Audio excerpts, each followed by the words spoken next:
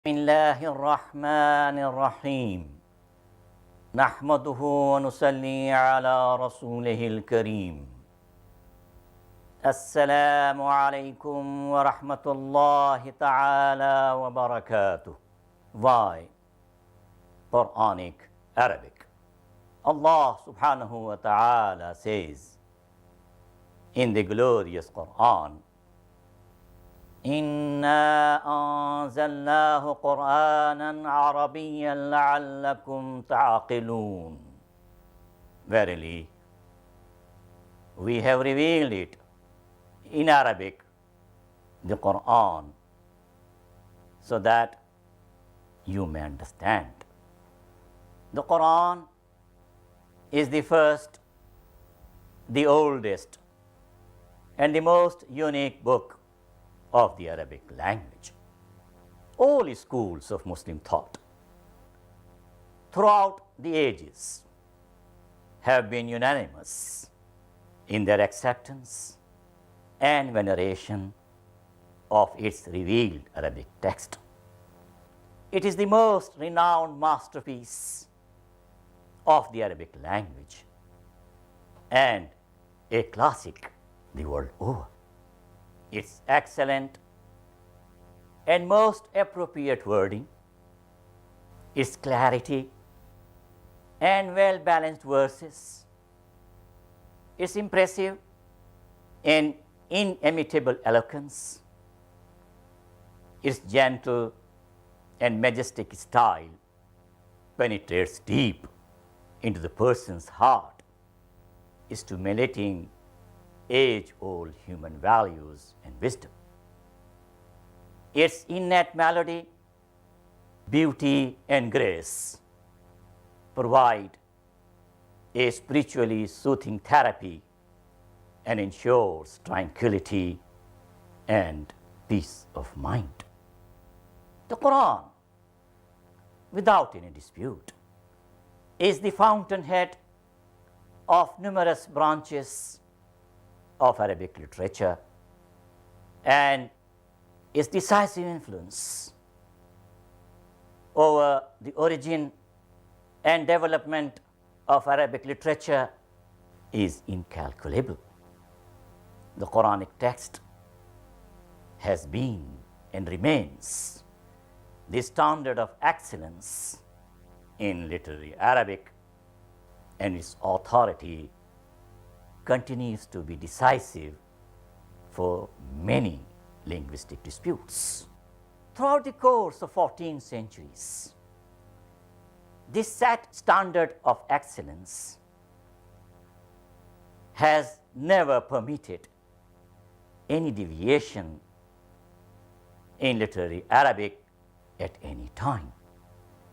As a result of this unique consistency, literary Arabic has been closely associated with the Quranic standard. This standard provides ease and comfort for scholars and students alike to comprehend what is an extensive, rich literature base. Perhaps in other languages of the world, this consistency does not exist. Indeed, the polytheists of Mecca, who are extremely hostile to the mission of the Quran, did their best to safeguard their religious and commercial interests. They clearly saw in the success of this mission the decline of their power and glory. At that time, they loved and respected the Arabic language and its eloquence and regarded these as the criteria for the supremacy of one tribe over the other. They were, however, helpless in face of the unique style and teachings of the Quranic Arabic, were unable, despite their joint efforts and repeated invitation of producing anything to match it. History testifies that their efforts to prevent people from their listening to or reciting the magical message of the Quran proved futile. People were attracted towards the Quran, and most of them, after their listening to or reciting of its passages, were captivated by its marvel, wisdom, and noble messages. A systematic campaign to codify the exegesis of the Quran, Islamic sciences, and various branches of Arabic language and literature began in the 9th century. This immense codification task required a large number of distinguished and competent scholars who had deep-rooted grounding in Arabic and other related disciplines. The arena was also left open for non-Arabs to produce celebrated and authentic works on a variety of disciplines. These non-Arab Muslim scholars from the common strata of people from different parts of Muslim world had learned Arabic for the sake of the Quran. Their deep-rooted understanding of different branches of learning enabled them, along with their Arab brothers, to successfully accomplish this codification task and to become indisputable authorities on various branches of learning. This systematic, painstaking endeavor and dedication has produced celebrated treatises on various disciplines. Each discipline witnessed a considerable number of books which were later regarded as masterpieces and sources for related disciplines. Almost all treatises compiled during this period frequently quoted verses from the Quran with great veneration and regarded it as the fountainhead of all learning. Had there been no Al-Quran, these remarkable pieces of Arabic literature would never have seen the light of day. The Quran constantly encourages human beings to use their wisdom and intellect for the conquest of the forces of nature, for the service of mankind.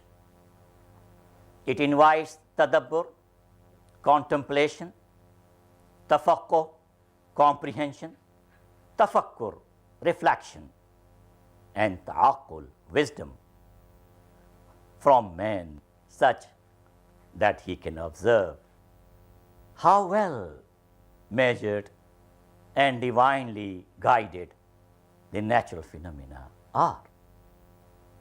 According to the Quran, knowledge and righteousness must go hand in hand.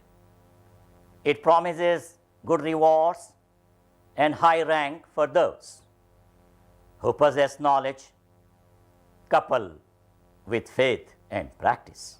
It is evident from Quranic principles that the progress of any person on earth lies in the knowledge of created things and in careful utilization of the hidden forces of nature. This is possible only through exploration, observation, and experimentation. Inspired by the Quranic concept Muslims began their efforts to assimilate the ancient heritages of mankind. During the reigns of Al-Mamun and Mu'tasim, 9th century after Christ, many books dealing with philosophy, logic, ethics, alchemy, medicine, astrology, and mathematics were translated into Arabic. The flexible nature of the language was invaluable in expressing both concrete and abstract ideas. Muslim scholars preserved much of the Greek sciences, which might otherwise have been lost or remained hidden for many centuries, preceding the intellectual reawakening in Europe and the political supremacy of the European powers. Soon, the process of dissemination in various disciplines connected with human progress began. Many Muslim scientists, philosophers, historians, geographers, astronomers, physicians, chemists, botanists, linguists, jurisprudents were born, and through lifelong study, research, devotion, and constant endeavor became universally acknowledged authorities in the knowledge of created things. They were able to utilize, through their researches, the hidden forces of nature for the service of mankind. They always found in the Quran clear encouragement and support for their intellectual pursuits. They frequently quoted verses from the Quran closely related to their disciplines in their epoch-making treatises, and they made this a remarkable contribution in the language of the Quran, that is Arabic. The richness of Muslims' intellectual and scientific contribution can be assessed from the fact that the process of compilation of Arabic manuscript is not yet complete. Libraries in the Muslim world are busy in this exercise, and every day new manuscripts are discovered. So far, around 3 million manuscripts have already been catalogued. Thousands of important works have been lost during the vicissitude of time. Today, there is a tremendous scope for researchers and scholars in this extremely rich field. Looking at the size of the Muslim contribution, it is not an exaggeration to state that the world history of the medieval period will remain incomplete if the historian is either ignorant of or prejudiced against Arabic. The Qur'anic sciences have been able to preserve the vast and ancient world heritage in Arabic. The richness of this preservation can be assessed by the fact that commentaries written on the Old and New Testaments during the 18th and 19th centuries benefited considerably from Arabic material. The grammatical structure of Arabic throughout 1400 years has remained remarkably the same as displayed in the Quran. Most words in the Quran provide a number of comprehensive meanings. It is humanly impossible to translate it faithfully into any other language, because neither the exact meaning is expressed nor the comprehensive scope of the original word covered. Therefore, the real charm and marvel always remains hidden, to be comprehended and properly enjoyed only in Arabic. Even celebrated translators of the Holy Quran always face this problem and admitted their inability to render its meaning faithfully into any other language. In a very concise way, extensive and deep ideas and thoughts are manifested in the Quran frequently. A word will open new horizons in the mind of the reader, and the reader will feel neither heaviness nor frustration, but rather each repetition of the word increases his thought, bewilderment, and faith.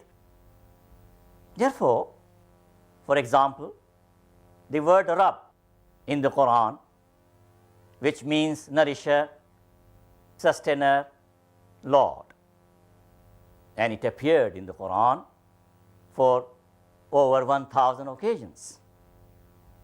The term Rububiyyah, in the opinion of some leading lexicographers, means to develop a thing from stage to stage in accordance with its inherent aptitudes, needs, and its different aspects of existence, and also in a manner affording the requisite freedom to attain its full stature. Muslims, sadly, however, some educated Muslims in the modern world are content with poor Quranic translations. This attitude can cause great deficiency in the comprehension of the true concepts of the Quran, and is indeed fraught with danger. Human progress, success, and prosperity at all times depends largely on the careful utilization of space, time, and energy. The Quranic script, on account of its unique nature, economizes considerably on all three accounts.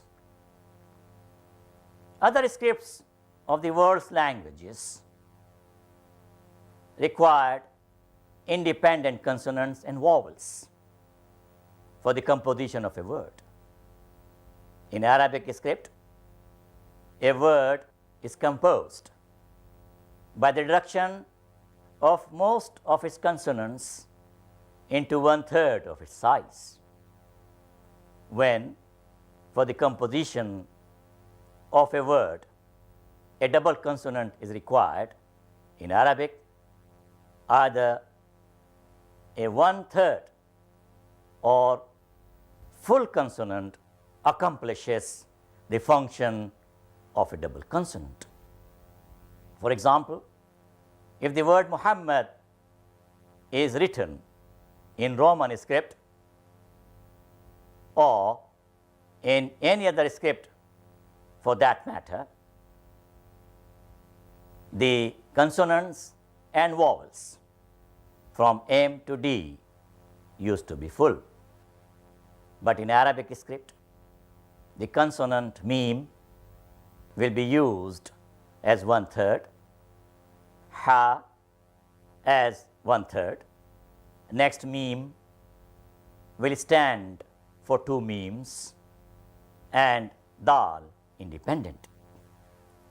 Again, the short vowels in Arabic are just brief signs which are not required when the script is learned properly.